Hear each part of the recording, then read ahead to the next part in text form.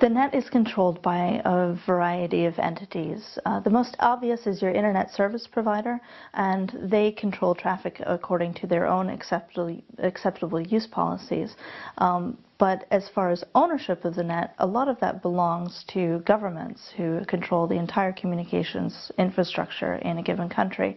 They may also place pressure on internet service providers and others for various motivations, including thwarting activism or regular police activities that are quite legitimate.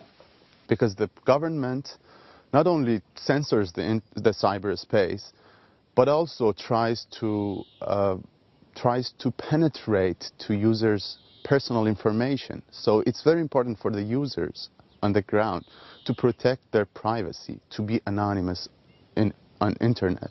It is possible to stay anonymous in the internet, but it is difficult, and you have to understand what the net works like to stay fully anonymous. They are trying different ways, like man-in-the-middle attack, or different ways of like fake HTTPS certificates. They are trying to have your personal information. So that's very important, that you know how to defend yourself, how to protect your privacy. So people often have a subjective feeling of anonymity on the internet because you don't always have to sign your name to things. And you can access things without saying who you are, so it can feel very anonymous. Certainly compared to everyday life, using the internet feels very anonymous. Technically, anonymity can be very difficult because even as you feel anonymous, you're often leaving traces behind that could identify you in the future.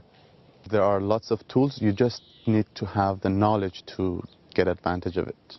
The internet may feel anonymous without any effort, but it really isn't. Your internet service provider can see what you're doing. They may sell that information to advertisers. Your location is broadcasted, your physical location is broadcasted with an IP address. So you have to use tools that protect your anonymity. You have to think about your behavior online. Even if you have a really good tool that provides anonymity, if you use it to tell people, "Hi, I'm Bob Smith and I live at 101 Main Street," then it's completely useless. Trust is an important tool. I mean, the activists that use circumvention tools, they have to rely on each other. But when it comes to specific technologies, some of the best tools are the ones that don't make you trust them. If you're only going through a single hub, then the person that is running a tool like a VPN or a single hop proxy knows where you're coming from and where you're going to. You may trust them. They could still get hacked. They could still be thrown in jail unless they give up your information. The repressive governments are trying to follow you. Who are you that is producing content, that is blogging, that is running this website? It's very important for them to trace and arrest them or make some problems for them. So it's very important to stay anonymous on the internet, and Tor gives you the ability for the anonymity. If you were to describe it as, say, traffic, you would be driving through a tunnel. You also, in general, have, in systems like Tor, the infrastructure is run by volunteers, and anyone can become part of it. They install the software on their computer, and then their computer can become part of the network and help other people circumvent. Tor separates where you are from where you're going online. So it bounces your traffic through 3 relays that are distributed all over the world, and they're run by volunteers. And so you connect to the first server, and it's using encryption.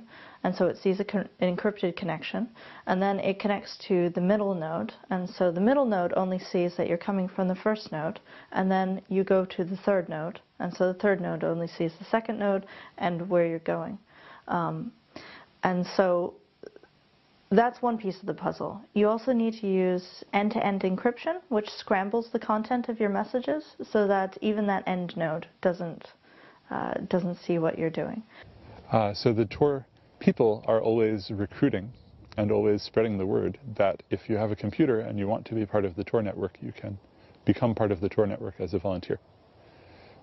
We were just looking, and surprisingly, the number of computers that are making up the Tor network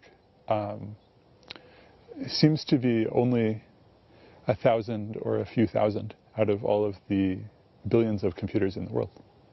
So comparatively, very few people are contributing resources in that way.